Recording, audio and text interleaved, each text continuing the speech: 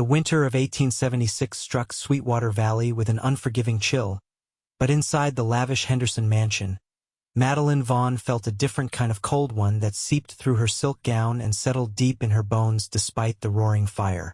She stared at her reflection in the ornate mirror, barely recognizing the elegantly dressed woman who gazed back. Her auburn hair had been styled by her lady's maid, her emerald dress selected to match her husband's banking ledgers rather than her own taste. At 22, she had everything money could buy and nothing her heart desired. "Mrs. Henderson, your husband requests your presence in the parlor.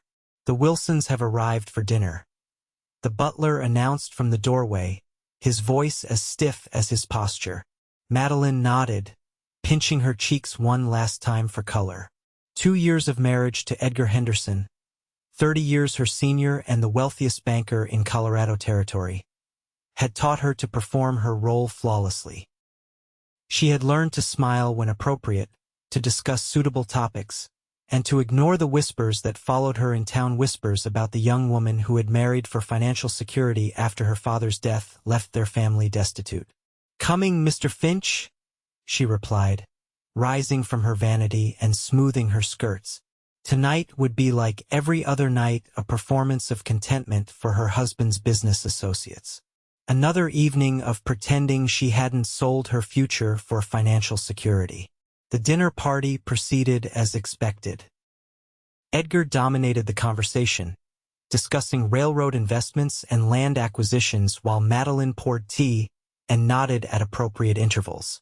She had long ago perfected the art of appearing engaged while her mind wandered elsewhere, to the novels hidden in her nightstand drawer, to memories of her childhood when her father would take her riding across open plains. "My wife has been instrumental in organizing the upcoming charity ball," Edgar announced, patting her hand possessively. "Haven't you, my dear?" "Yes, of course," Madeline smiled automatically. "We hope to raise substantial funds for the orphanage." Mrs. Wilson, a plump woman dripping in diamonds that outshone her personality, leaned forward. "Such a blessing Edgar found you. A young, beautiful wife to manage his social affairs. And to think, just 2 years ago your family was facing complete ruin after your father's investments failed." The pointed comment hung in the air. Edgar's grip on Madeline's hand tightened slightly, a warning. The arrangement was never to be acknowledged so blatantly. "We are fortunate to have found each other," Madeline responded smoothly, though the words tasted like ash on her tongue. Later that night, after the guests had departed and Edgar had retired to his separate bedroom, Madeline stood at her window overlooking the sleeping town of Sweetwater. In the distance, beyond the neat rows of buildings and prosperous homes, lay the vast expanse of untamed territory, mountains and plains where people lived by different rules than the stifling social constraints of her world.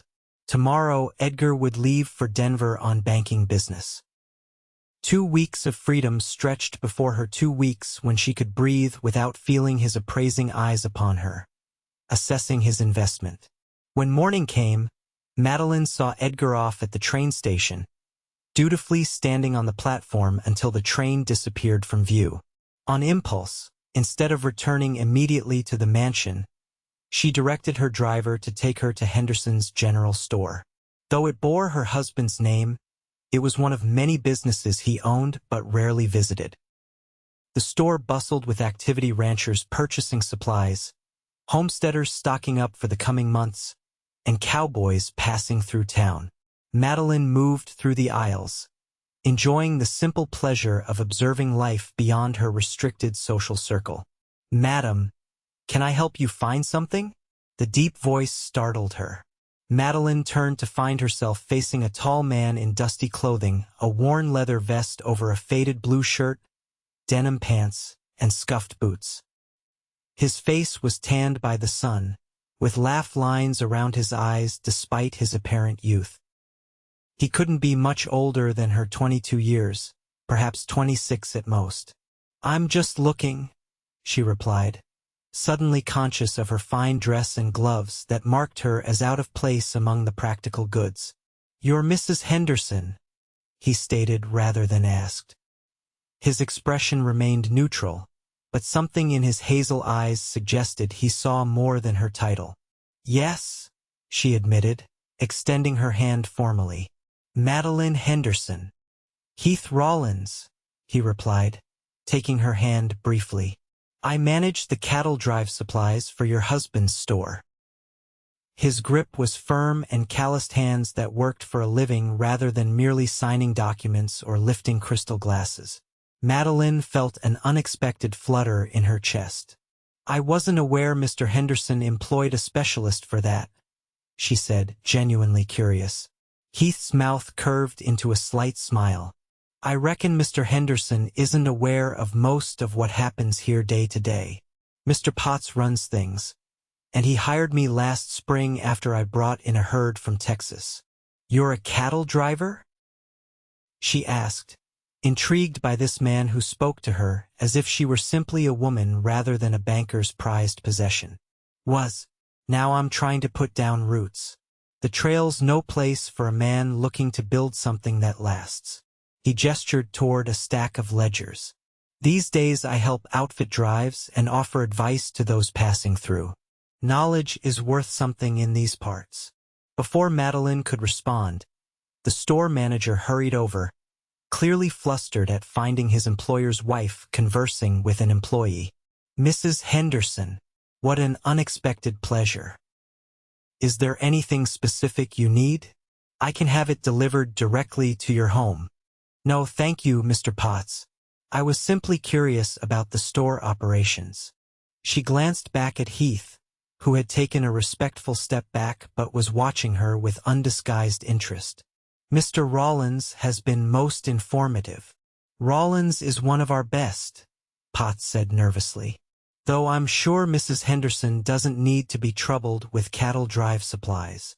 On the contrary, Madeline said, surprising herself with her boldness. I find it fascinating. Perhaps Mr. Rawlins could show me more about the operation sometime. My husband speaks so little of his businesses, and I should like to understand them better. The request hung in the air, inappropriate by the standards of society yet presented with such polite determination that Potts couldn't immediately refuse. I'd be happy to show you around properly, madam, Heath said before Potts could intervene. Store's quiet tomorrow morning, if that would suit. Madeline knew she was crossing a boundary, but something about Heath Rawlins, his straightforward manner, his lack of pretense pulled at her like a rope thrown to a drowning woman. Tomorrow morning would be perfect. Shall we say 10 o'clock? After she left the store, Madeline's heart raced with a mixture of excitement and trepidation. What was she doing? Arranging to meet a cowboy, an employee of her husband's, alone. It wasn't proper, it wasn't safe, and yet she felt more alive than she had in 2 years of appropriate behavior and dutiful marriage. The next morning, Madeline dismissed her lady's maid after breakfast, claiming she would rest in her room. Instead, she changed into her simplest day dress, still far too fine for a general store visit, and slipped out through the garden gate, walking the 6 blocks to town rather than taking the carriage. Heath was waiting outside the store, and something shifted in his expression when he saw her approaching on foot, her cheeks flushed from the brisk walk. He offered no comment on her arrival method, simply holding the door open. Mr. Potts is visiting the warehouse, he explained as they entered the quiet store. But he gave permission for the tour. For the next hour, Heath showed Madeline the organization of the store, explaining how supplies were ordered and distributed, how credit was extended to ranchers, and the complex system of commerce that connected Sweetwater to distant cities. Most folks don't realize it, he explained as they examined a saddle display. But stores like this are the backbone of these territories. Without them, ranches couldn't function. Homesteaders couldn't survive their first winter. And my husband owns this lifeline, Madeline observed, seeing the business with new eyes. Yet he sees only the profit columns in his ledgers. Heath gave her a measured look. Forgive me for speaking plainly, Mrs. Henderson, But men like your husband build empires, while men like me and the ranchers and the homesteaders actually live in them. The statement should have offended her, but Madeline found herself nodding. No forgiveness needed for honesty, Mr. Rawlins. As they moved to the back storeroom, Heath showed her maps of cattle trails marked with supply points. These are the routes I used to ride. Hundreds of miles, thousands of cattle, months away from anything resembling civilization. It sounds terrifying, Madeline said, studying the vast expanses between settlements. It was freedom, Heath countered. Hard work, danger aplenty, but every man equal based on his skill rather than his bank account. Freedom, she echoed, the word like a forbidden taste on her tongue. Their eyes met, and for a moment neither spoke. Madeline felt a connection forming a dangerous bridge between her confined world and his wide open one. "Why did you leave the trail?" she asked finally. Heath's expression softened. "My father died. Left me and my sister a small ranch about 20 miles north of here. After years of wandering, I figured it was time to build something." "You have a sister?" "Hannah. She's 19, stubborn as a mule and twice as smart as me. She's running the ranch now while I earn steady money here." The conversation shifted to his ranch, modest compared to the vast operations north of town, but self-sufficient with a small herd and good water rights. As Heath described the simple cabin he was expanding and the land he hoped to cultivate, Madeline saw a life completely different from her ornate prison of social obligations and loveless marriage. "Would you like to see it sometime?" he asked suddenly, then immediately shook his head. "Forgive me, Mrs. Henderson. That was inappropriate." "Yes," she replied before sense could overtake impulse. "I would very much like to see your ranch." The following day, Madeline told her housekeeper she was visiting the charity committee and would be gone for the afternoon. Instead, she met Heath at the livery stable where he had arranged a gentle mare for her to ride. "It's about 2 hours' ride," he explained as they set out, Madeline wearing a borrowed riding skirt that was plainer than anything she owned. Not too difficult a trail. As they rode side by side out of Sweetwater, Madeline felt a weight lifting from her shoulders.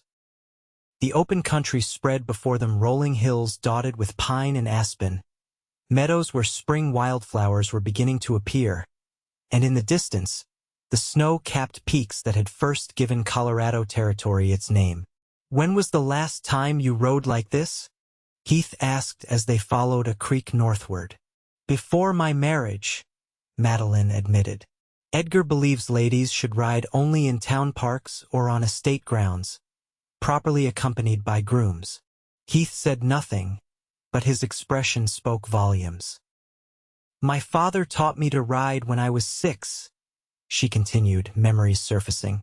"We had a small ranch outside of St. Louis. Nothing grand, but it was home.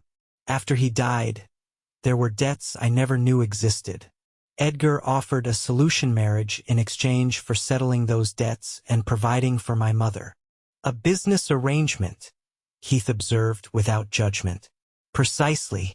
My mother now lives comfortably in St. Louis with my aunt. I fulfilled my obligation."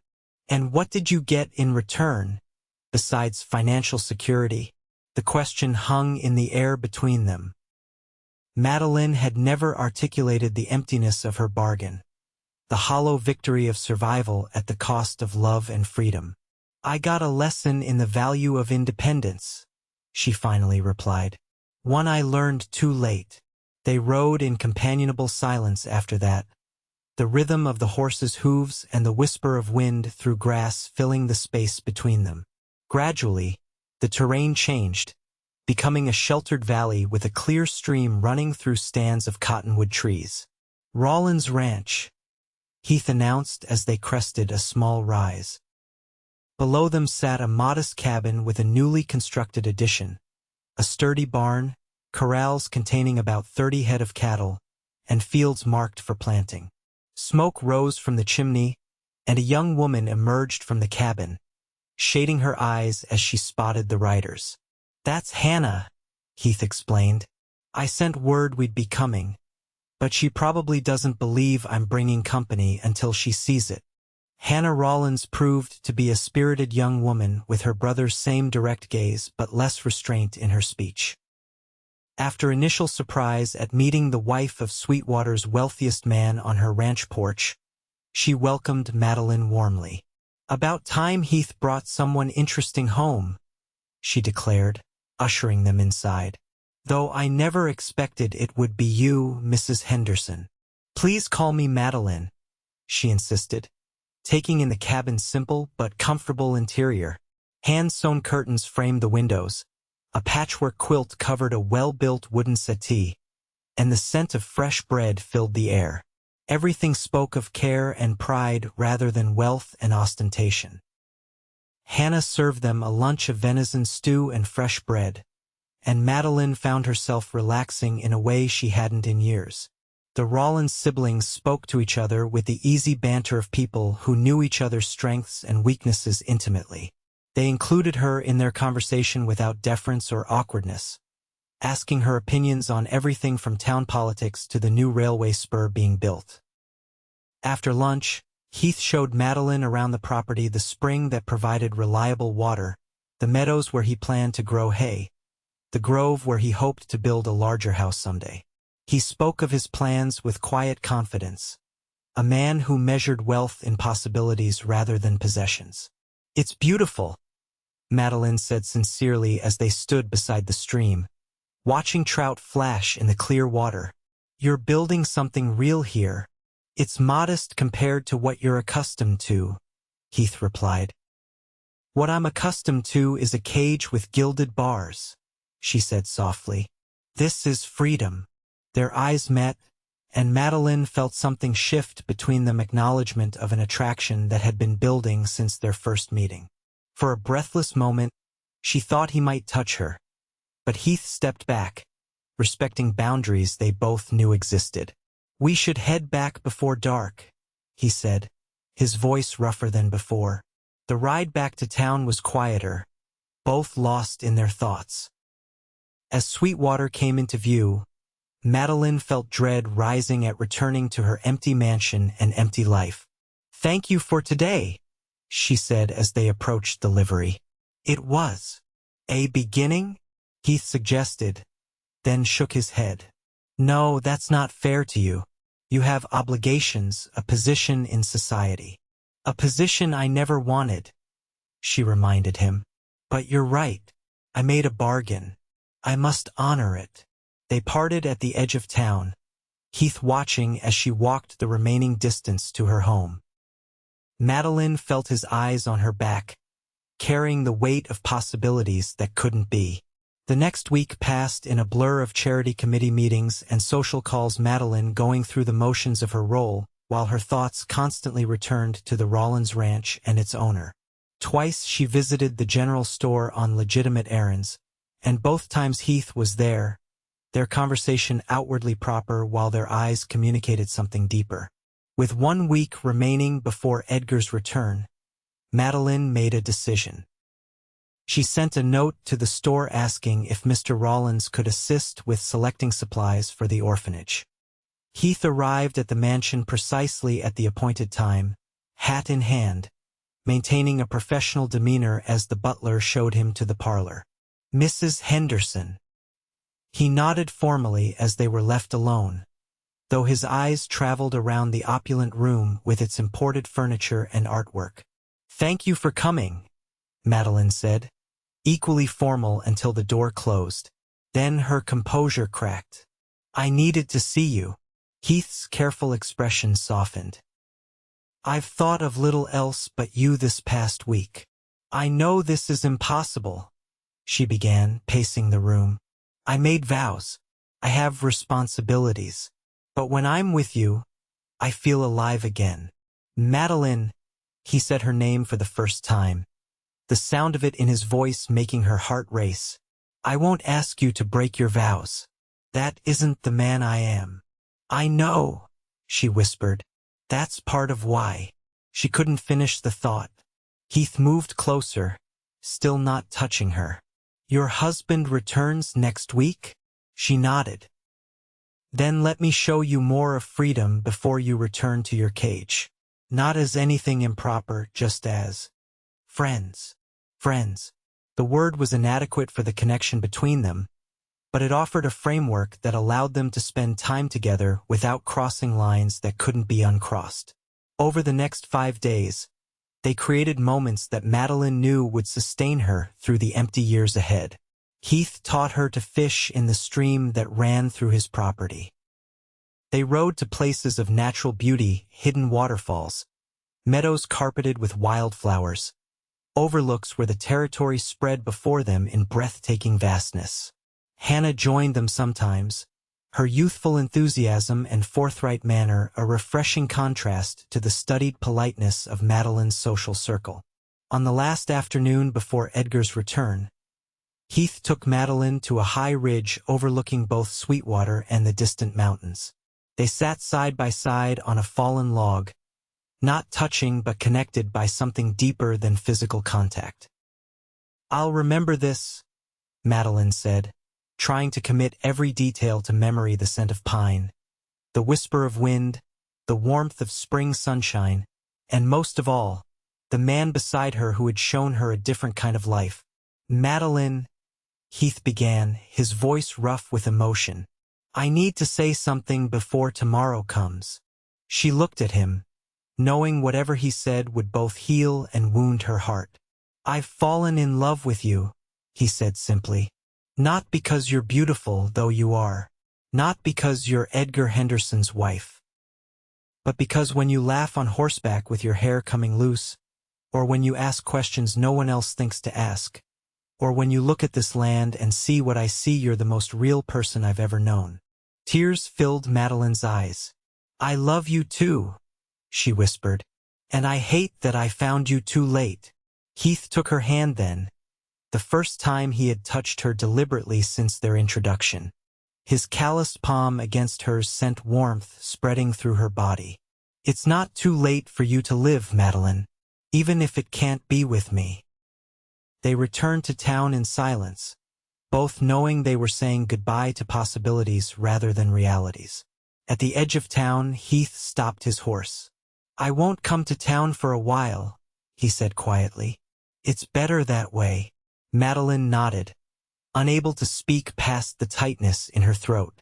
She watched him ride away, taking with him the brief taste of freedom she had experienced.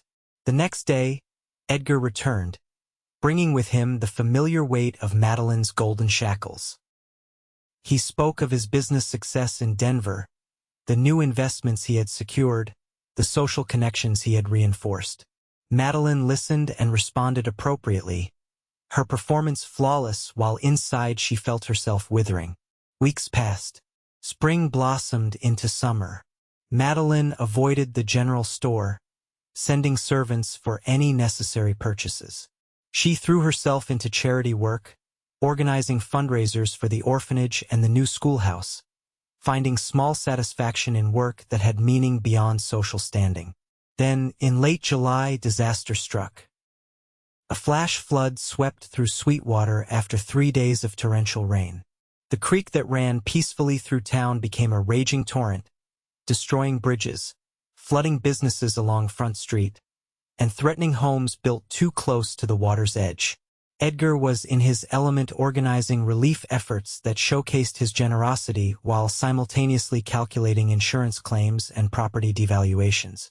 Madeline worked alongside the town's women to provide food and dry clothing for those displaced.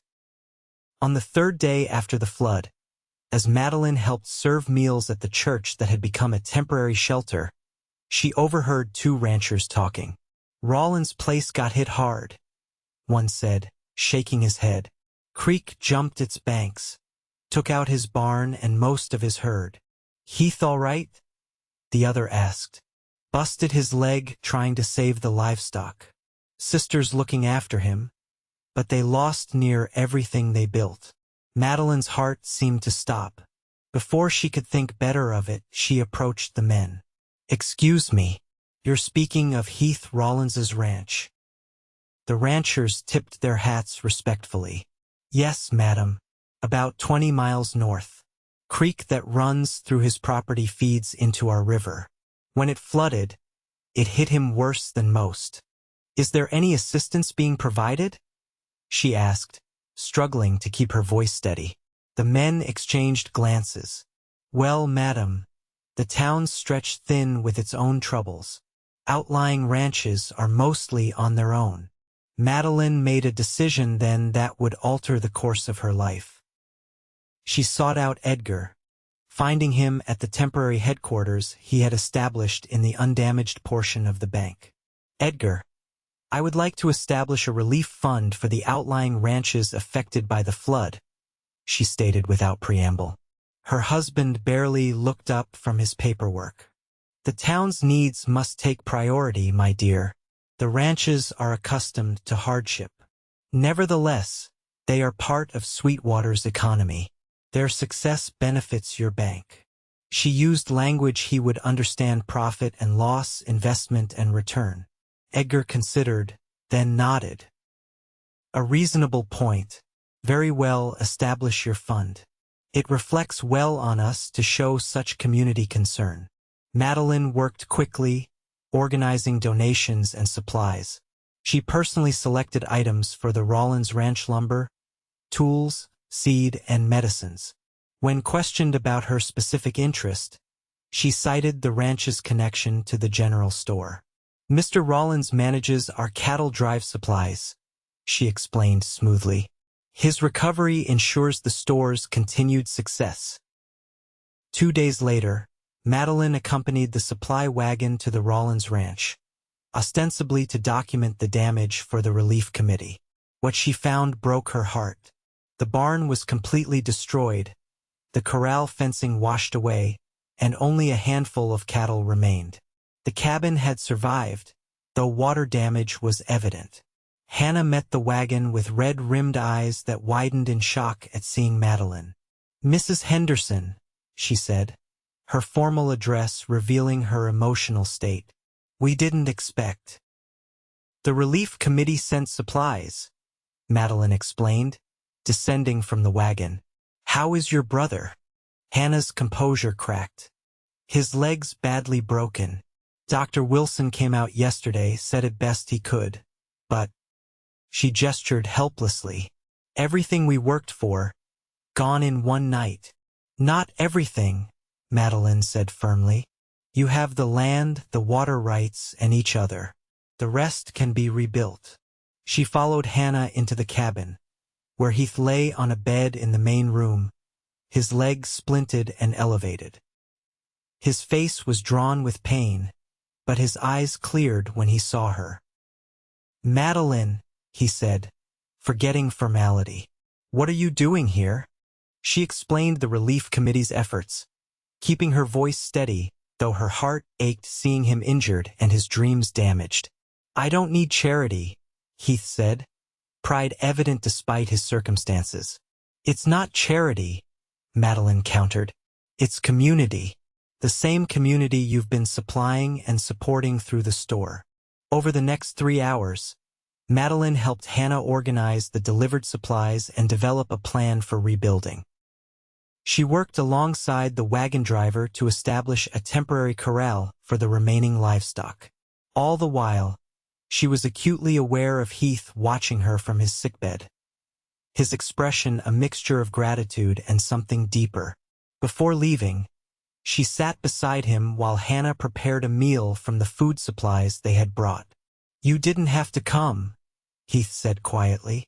Yes, I did, Madeline replied. When I heard what happened, Heath, I couldn't stay away. His hand found hers, hidden from Hannah's view by the edge of the blanket. These past months have been hell, he admitted.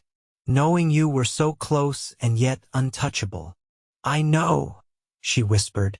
I've thought of you every day.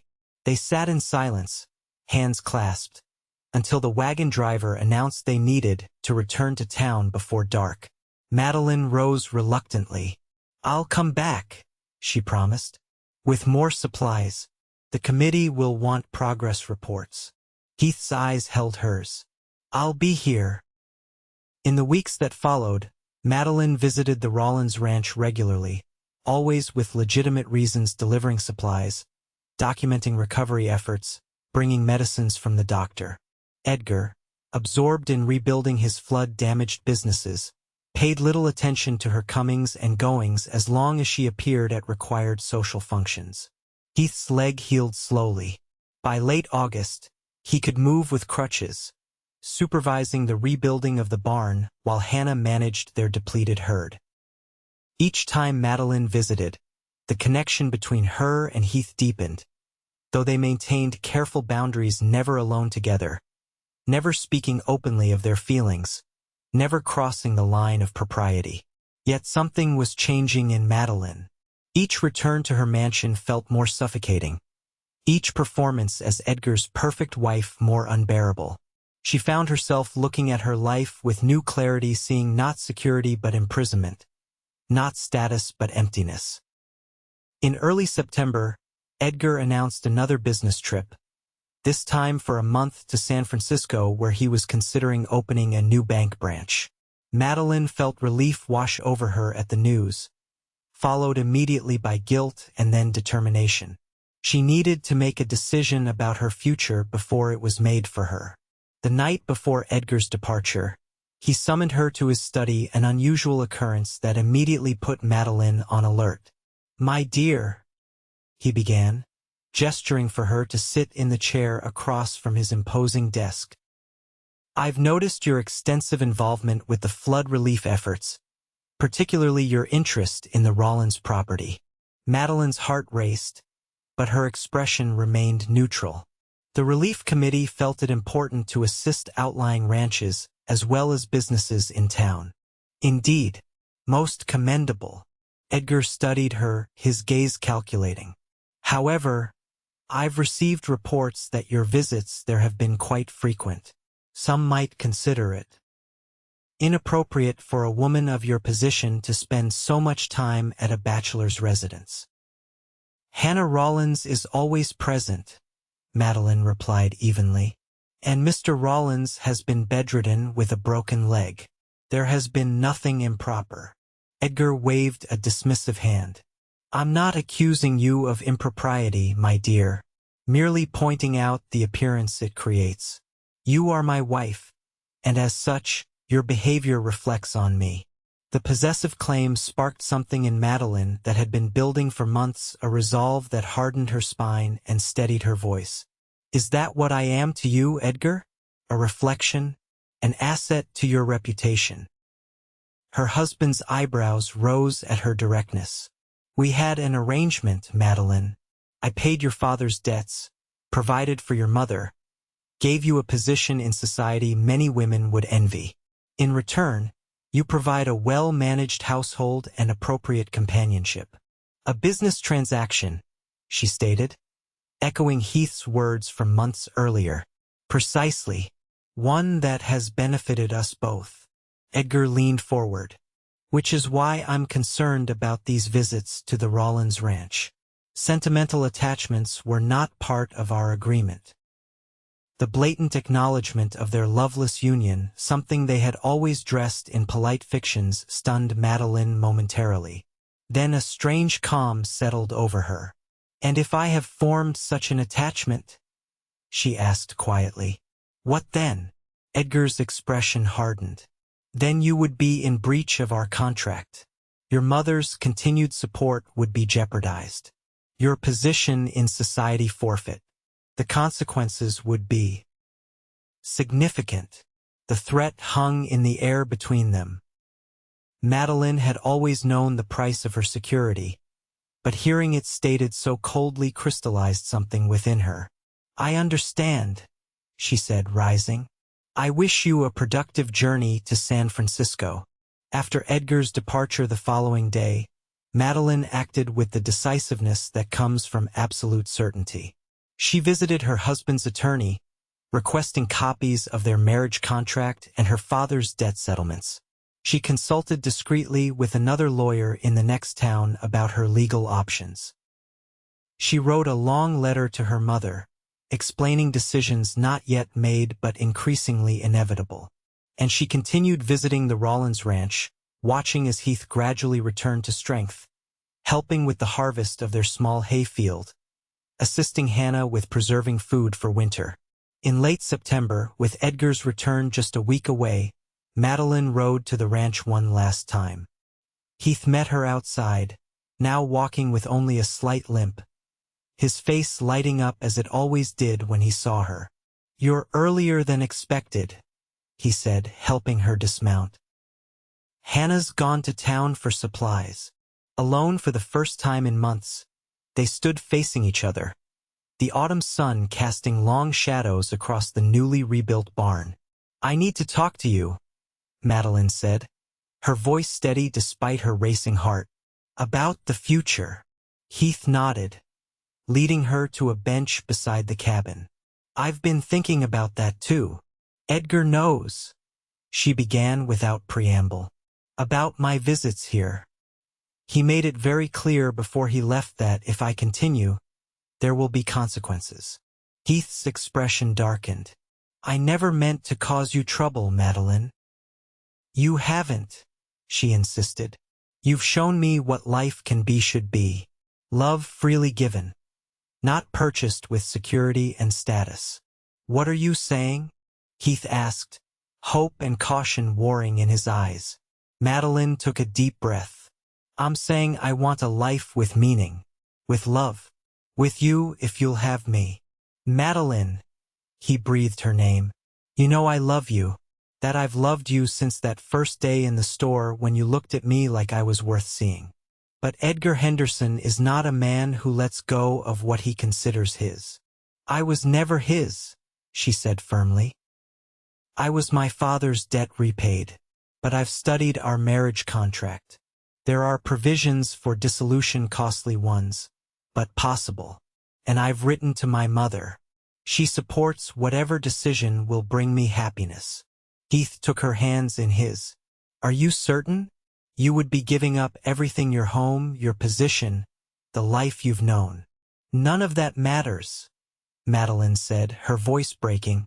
"What matters is being with someone who sees me, really sees me, who values me for myself, not as a possession or an ornament."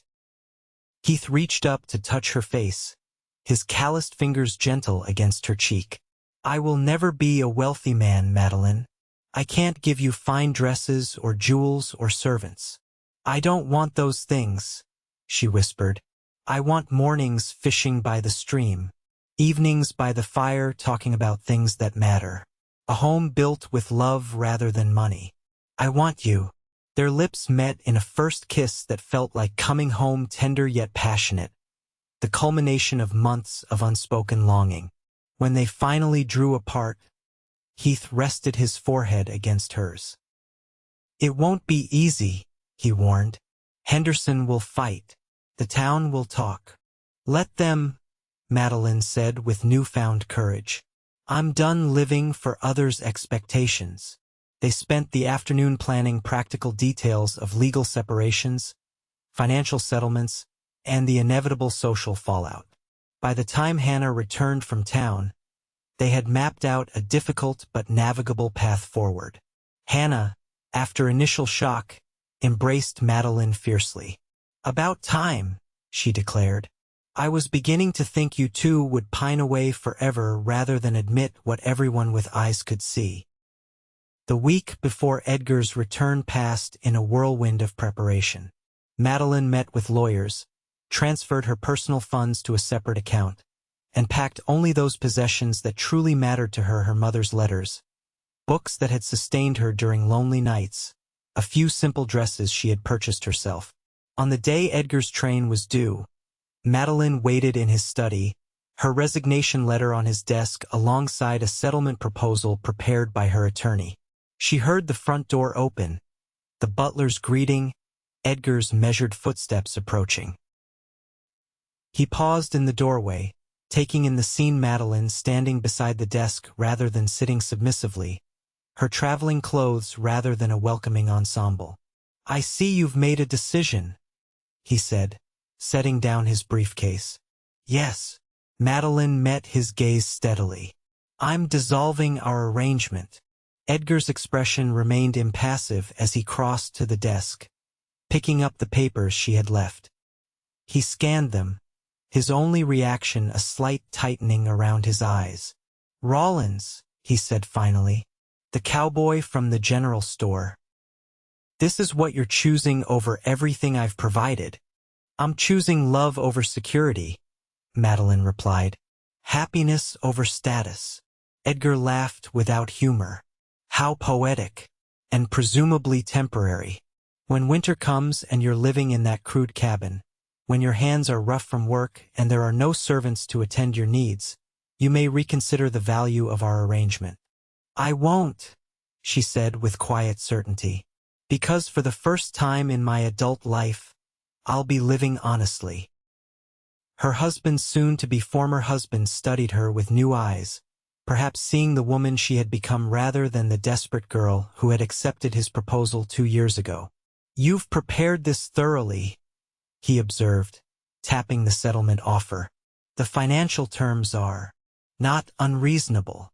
"I don't want your money," Madeline said. "Only what was mine before our marriage and enough to ensure my mother remains secure, as promised." Edgar set the papers down. "And if I refuse? If I contest this dissolution? Drag both you and your cowboy through a public scandal?" Madeline had prepared for this moment, steeling herself against threats. "Then you would damage your own reputation as much as mine. Society forgives a man many things, but vindictiveness against a wife who seeks love elsewhere would raise questions about why she felt compelled to leave." The implied threat of public scrutiny of their loveless marriage hung between them. Edgar valued his reputation above all else, the appearance of perfect control, perfect success. After a long moment, he nodded curtly.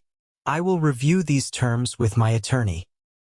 You may collect your personal belongings, but the house and its contents remain mine." Of course. Madeline had expected nothing else. "Where will you go?" Edgar asked, his tone now businesslike. "You know where," she replied simply. He turned away, staring out the window toward the town he effectively owned. "He cannot give you what I have." "No," Madeline agreed. "He gives me what you never could love without a price." The divorce proceedings progressed more smoothly than Madeline had dared hope. Edgar, ever the businessman, recognized a losing proposition when he saw one and opted for a quiet, dignified dissolution rather than a messy public battle. The settlement left Madeline with modest funds enough to contribute to the ranch, but not enough for independence should her new life fail. Sweetwater society reacted predictably. Former friends cut her in the street. Invitations ceased. Whispers followed her at church. Through it all, Madeline held her head high, finding unexpected allies in Hannah Rawlins, who fiercely defended her future sister-in-law, and in Mrs.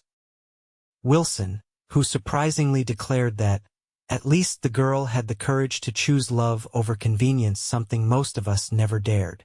By November, the legal ties that bound Madeline to Edgar Henderson were severed. On a crisp autumn morning, Heath drove the wagon into town to collect her and her few belongings from the small hotel room where she had been staying. "Ready for your new life, Miss Vaughn?" he asked with a smile, using her reclaimed maiden name. "More than ready, Mr. Rawlins," she replied, accepting his hand to climb onto the wagon seat. They left Sweetwater amid curious stares and disapproving frowns, but Madeline felt only liberation as the town receded behind them. The road ahead led through golden aspen groves and pine forests, following the now peaceful creek that had once nearly destroyed Heath's dreams. "Hannah's prepared a special welcome dinner," Heath told her as they traveled. "Though she warns her cooking doesn't compare to what you're accustomed to. It will taste better than anything I've eaten in that mausoleum," Madeline assured him, "because it's made with love." Heath reached for her hand, his expression sobering. "Are you certain about this? There's still time to change your mind. Your divorce settlement would allow you to establish yourself elsewhere, perhaps in Denver or even back east." Madeline squeezed his hand. The only certainty I have in this world is that I love you, Heath Rawlins. Everything else we'll figure out together. That evening, after a joyful meal with Hannah and a toast to new beginnings, Heath took Madeline for a walk under the stars. The air held the sharpness of approaching winter, but the sky blazed with more stars than Madeline had ever seen from town. "I have something to ask you," Heath said as they stopped by the rebuilt barn. "I know it's fast, after everything you've been through, but I don't want to waste another day not being completely yours." From his pocket, he withdrew a simple silver ring set with a small turquoise stone. "It was my mother's," he explained. "Not valuable like what you're used to, but it's perfect," Madeline breathed, her eyes filling with tears. Heath knelt before her, his face illuminated by moonlight. "Madeline Vaughn, will you marry me? Not for security or status or any reason except love."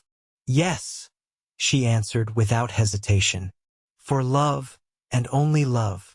They were married 2 weeks later in the small church 20 miles north of Sweetwater, with Hannah as witness and a handful of neighboring ranchers in attendance. Madeline wore a simple blue dress she had sewn herself, and Heath wore the one good suit he owned for special occasions.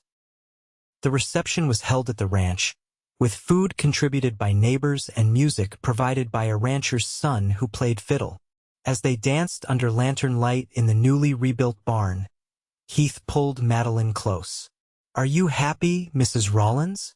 "Completely," she answered, looking around at their modest celebration. "This is worth more than all the wealth in Sweetwater." "We won't always have it easy," Heath warned, ever practical. "Ranching is hard work, with plenty of setbacks." "I'm not afraid of work," Madeline assured him. "I'm only afraid of living without purpose, without love." Later that night, as they lay together in the small bedroom Heath had built as part of the cabin's expansion, Madeline traced her husband's face in the moonlight streaming through the window. "Thank you," she whispered. "For what?" he asked, catching her hand and kissing her palm. "For showing me that love isn't a transaction. It's not something to be purchased with wealth or security. It's freely given without price." Heath gathered her closer. "You taught me something too, that sometimes the bravest thing isn't facing danger or hardship, but choosing happiness despite the cost." "The cost was nothing compared to the gain," Madeline said, her voice catching. "I would choose you 1,000 times over." 5 years later, the Rawlins Ranch had transformed from a struggling homestead to a thriving small operation. Careful management and hard work had expanded their herd to over 100 head. The cabin had grown to a comfortable home with a wide porch where Madeline often sat in the evenings, watching their 3-year-old daughter, Eleanor, chase fireflies under Heath's watchful eye. Hannah had married a schoolteacher from a neighboring town, though she still rode over frequently to help with ranch work and dote on her niece. Madeline's mother had visited twice, declaring each time that she had never seen her daughter so vibrantly alive. Edgar Henderson had remarried a banker's widow from Denver, their union an obvious merger of financial empires rather than hearts. Occasionally, Madeline would see him in town when she accompanied Heath to sell cattle or purchase supplies. They exchanged civil nods but never spoke. On their 5th wedding anniversary, Heath surprised Madeline with a small wooden box after Eleanor had been tucked into bed. "What's this?" she asked, opening it to find a delicate gold locket. "Open it," he encouraged. Inside was a tiny photograph of their daughter on one side, and on the other, a pressed wildflower from the meadow where they had first admitted their feelings. "It's beautiful," Madeline said, tears welling in her eyes. "But how did you afford this?" Heath smiled, pulling her into his arms. "I've been saving a little from each cattle sale. I wanted to give you something special, something to remind you that while I may not be a wealthy man, everything I have is yours." "I have never regretted my choice," Madeline said, meeting his gaze. "Not for one moment." Even when the roof leaked all winter that first year? Heath teased. Or when the cattle broke through the fence during that blizzard? Even then, she assured him. Because I was facing those challenges with you, not alone in a mansion full of everything except love. As they stood together on the porch, watching the stars emerge above their land, Madeline reflected on the journey that had brought her from a marriage of convenience to a life of purpose and passion. She had traded silk for cotton, servants for self-reliance, security for love. And in that exchange, she had found her true wealth not in possessions or position, but in the cowboy who had shown her that love, real love, came without a price.